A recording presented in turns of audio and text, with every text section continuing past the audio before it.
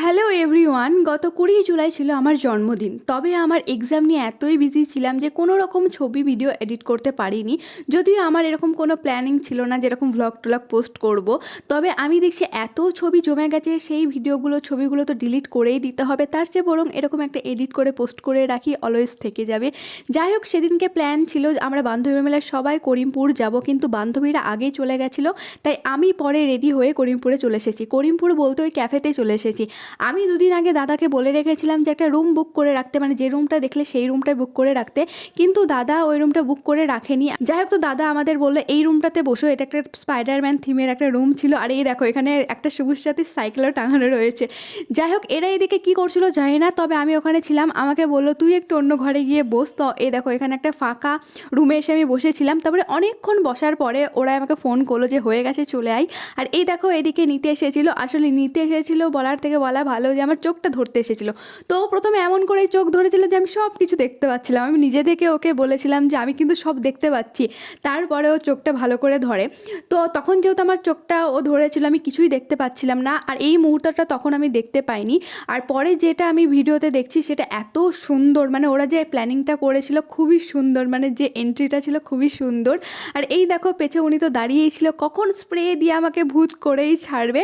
তবে এই জিনিসটা আমার ভীষণ ভীষণ ভীষণ ভালো লেগেছে। আর এটা ছিল আমার বার্থডে কেক। আর আমার সবথেকে প্রিয় ফুল হচ্ছে জারবেরা। আর ও দুটো জারবেরা নিয়ে এসেছিলো, একটা হলুদ আর একটা গোলাপি। কিন্তু জারবেরাগুলো মনে হয় অনেক দিনকার পুরনো ছিল, তাই পাপড়িগুলো ঝরে ঝরে পড়ে যাচ্ছিলো।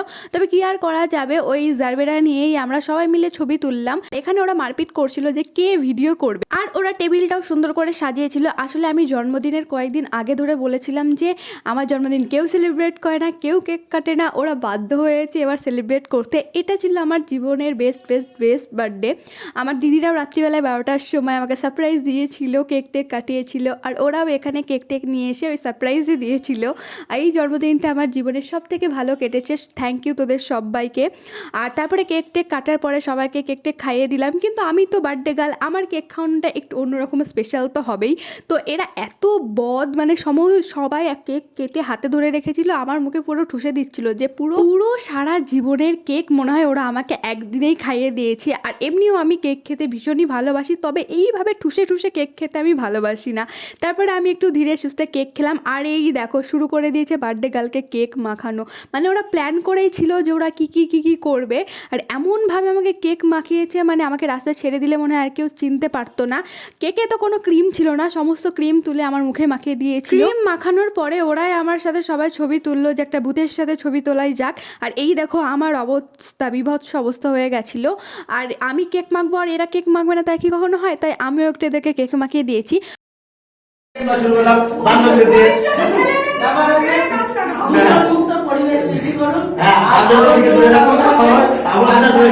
আবর্জনাকে দিবেন গাছ লাগানোর জন্য, এটা একটা কথা। গাছটার নাম ফার্স্ট লাভ। আর আমার প্রিয় চকলেট হচ্ছে মিল্কি বার। তো ওরা সেটা মনে রেখেছে যে আমার প্রিয় চকলেট মিল্কি বার, সেটা মনে করে নিয়ে এসেছিল। আর এতক্ষণ এসিতে থাকার কারণে যে ক্রিমটা ছিল সেটা পুরো শুকিয়ে মুখের সাথে লেগে গেছিলো। আমি একা তো এটাকে কিছুতেই তুলতে পারছিলাম না, যে টিস্যুগুলো ছিল সেগুলো শুকনো ছিল, আর ওই উঠছিল না। তো সবাই মিলে আমাকে নিয়ে তখন পড়েছে যে কীভাবে ক্রিম তুলবো। পুরো চুলের সাথে মুখের সাথে এমনভাবে চেটিয়ে গেছিলো যে ক্রিমটা তুলতে পারছিলাম না, আর তুলতে আমার অনেক কষ্ট হয়েছে। যাই হোক, আর এদিকে আমরা তারপরে ক্রিম টিরিম তুলে নেওয়ার পরে সমস্ত কিছু সেলিব্রেট করার পরে আমরা বসেছিলাম একটু গল্প করতে।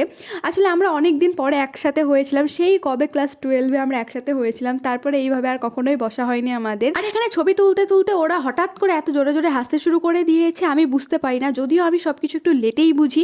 তো আমি বললাম কিসের জন্য এত জোরে জোরে হাসছিস। তারপরে এই যে ইনি সামনে দেখো হাত নাড়িয়ে নাড়িয়ে আমাকে বোঝাচ্ছে যে এই এই ব্যাপার হলো। তারপরে আমি বললাম আচ্ছা ঠিক আছে। তারপরে যে আমাদের গল্প শুরু হলো, হাসাহাসি শুরু হলো, বাপরে বাপ, মানে মনে হচ্ছিলো যে হ্যাঁ, একটা ক্লাসমেটের গ্যাং একসাথে অনেক দিন পরে হয়েছে। আমরা যখন স্কুলে ছিলাম আমরা প্রচুর মজা করতাম, প্রচুর গল্প করতাম, প্রচুর আনন্দ করতাম। আর এইখানে অনেক দিন হওয়ার পরেও আমরা এত হাসাহাসি এসেছি সেদিনকে, বাপরে বাপ। তারপরে অর্ডার করেছিলাম একটা চিকেন চিজ পিৎজা, যদিও আমি খুব একটা পিৎজা খেতে ভালোবাসি না। তো যাই হোক, সবাই মিলে খেয়ে নিলাম।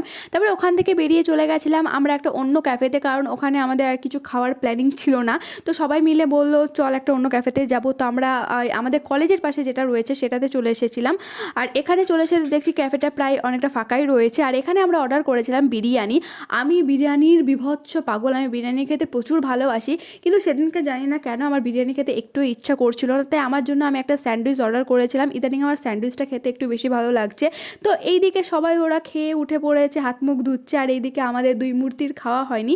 তো আমরা সবাই বসে বসে খাচ্ছিলাম। খাওয়া দাওয়া শেষ হওয়ার পরেও সবাই গল্প তো আর শেষ হয় না। খাওয়া দাওয়ার পরে অর্ডার করেছিলাম একটা থামস আপ, সবাই মিলে থামস আপ খেলাম। এইসব করতে করতে প্রায় এখন 8টা বেজে গেছে, এবার বাড়ির দিকে যেতে হবে। তো আমরা সবাই মিলে থামস আপ খাওয়ার পরে যে বোতলটা থেকে গেল সেটা নিয়ে এরা মারামারি শুরু করে দিয়েছে, মানে কে বোতলটাকে নেবে।